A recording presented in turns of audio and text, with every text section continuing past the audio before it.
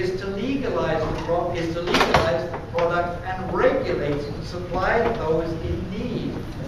Under the present laws, there is no regulation. The only regulation is provided by the gangs who sell the stuff. They're the regulators.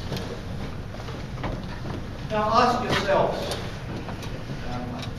I make it a little more mixed response here. If heroin or cocaine were legal, would you use them? And most people will say no. 99% of people will say no. In fact, it was even put when I was in the Skid Row doing something for a TV thing.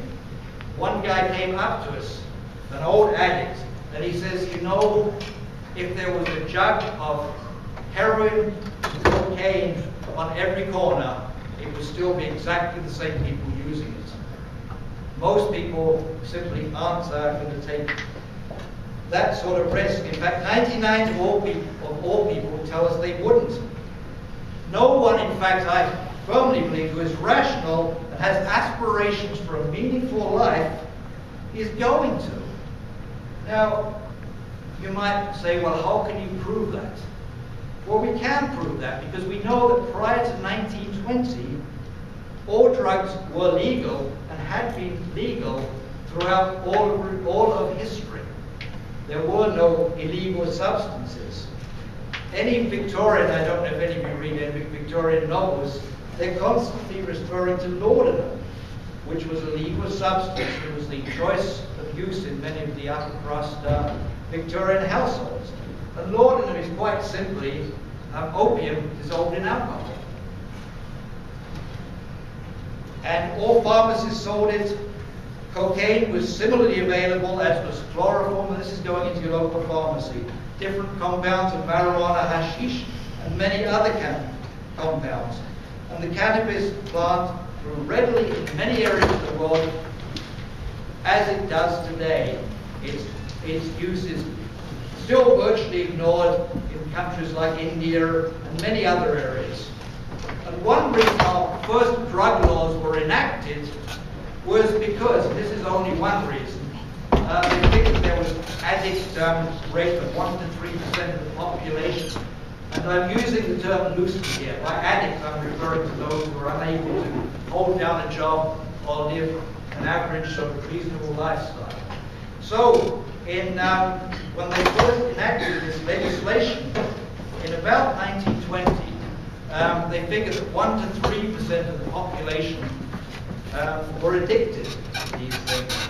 And what's the percentage today, 90 years later, after countless millions have been arrested, thousands of billions of dollars have been spent on enforcement, the percentage of addicts is still estimated to be exactly the same.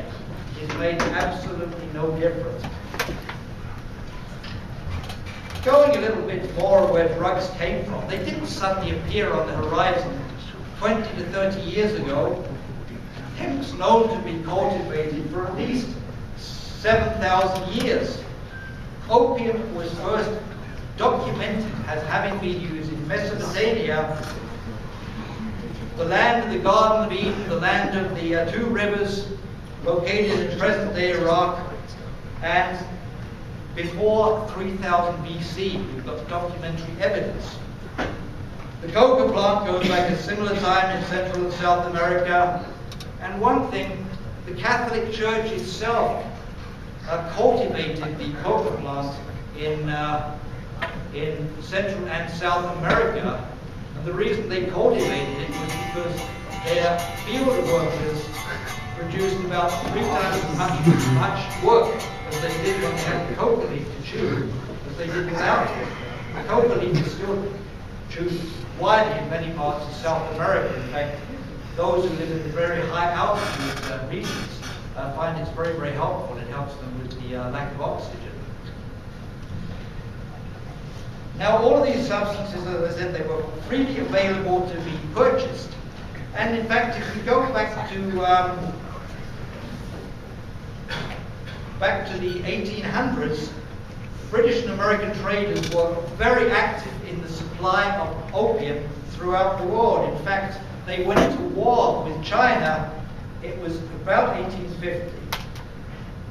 Because to protect their opium interests, the Emperor of China had told them that he didn't want them trading in opium because he didn't think it was as good for his people.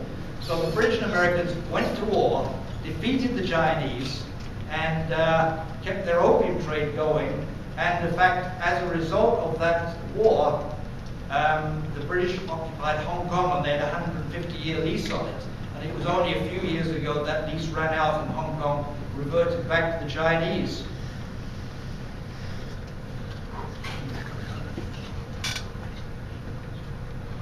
Now, why do we all need to know this? I think the answer is that drugs will not just go away. They're not just going to disappear. And all of our efforts have been doomed to failure. Drugs have been around humankind almost since the beginning of our species. And they represent 7% of the entire trade of the world. That's equivalent of the entire textile industry. And all that money is undercover and represents a major world currency, which we don't say anymore to addicts who attend daily in the clinic. And 50% of those heroin addicts now hold down full-time jobs. But what else has happened there? 20% of that 50% quit drugs altogether. But better than that, surrounding streets are now free of prostitutes, they're free of condoms, needles, and the area property crime rate is way down, 70%.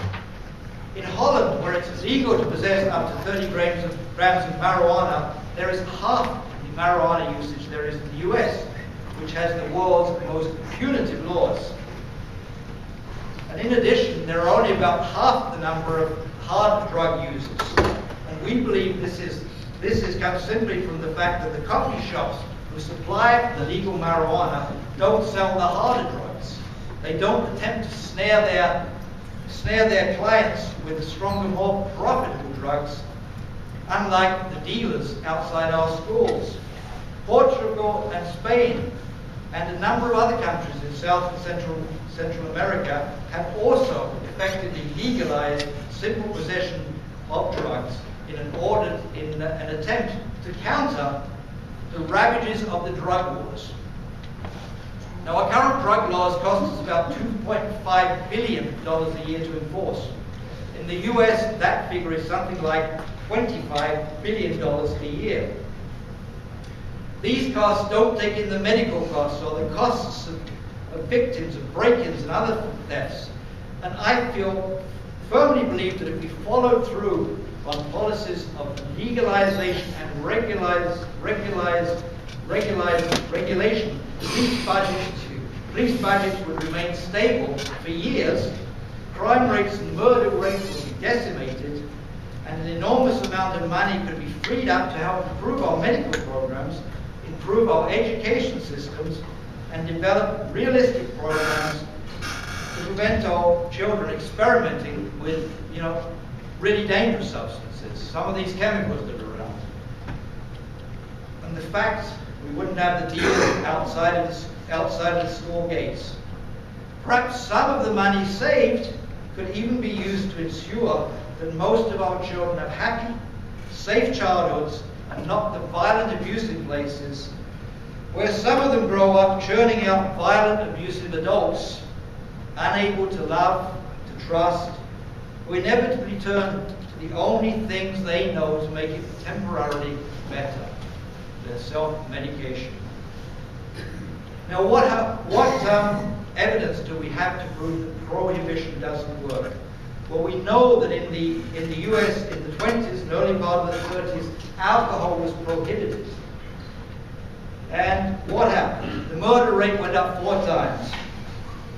And criminal gangs such as Al Capone made millions and were virtually untouchable.